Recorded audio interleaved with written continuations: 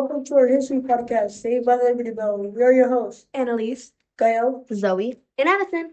and this podcast is like history class for fun. Today's episode explores how the U.S. Constitution was created and how America's first 5 presidents shaped our new nation. And yes, stick around for 2 truths and a lie. Let's head back to the summer of 1787.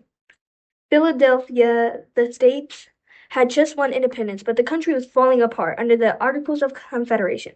Under the Articles, the national government couldn't collect taxes, could barely raise an army, and had almost no power to settle disputes between states. Basically, chaos. Leaders from the 12 of 13 states met at the Constitutional Convention. The original plan was to revise the Articles, but after a heated debate, they decided to start fresh and write a new government structure from scratch. A key challenge? Balancing power. The founders didn't want a king, but they also didn't want a weak government like before. So they created 3 branches: legislative, makes laws; executive, enforces laws; judicial, interprets laws. Each branch could limit the others, we call checks and balances. Then came the Great Compromise. Large states wanted representation based on population. Small states said, no way. The solution, a 2-house Congress. The Senate, equal representation.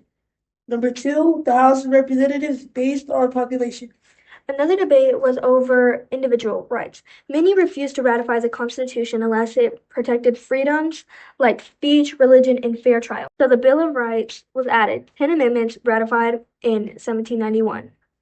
Fun fact, Benjamin Franklin wanted the national bird to be a turkey instead of an eagle. Now that we have a new government, let's discuss our first 5 presidents and how they shaped our new nation. Number 1, George Washington, 1789 through 1797. Washington was chosen unanimously, still the only president ever elected that way. He set the 2-term tradition, built the first cabinet, and kept the U.S. neutral in foreign wars. He also oversaw the first national bank and helped stabilize the economy.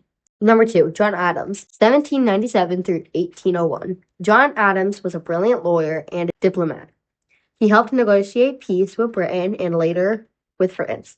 But his presidency wasn't perfect. The Alien Incident Act made it illegal to criticize the government, which caused major backlash. Still, he remembered for keeping the U.S. out of costly war. Number 3, Thomas Jefferson, 1801 to 1809.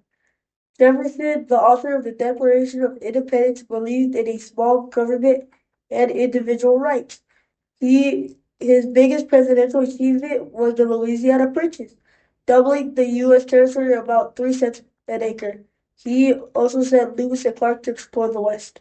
Fun fact, Thomas Jefferson could speak 6 languages and once sent a big, giant block of cheese to the White House as a gift. 4. James Madison, from 1809 to 1817.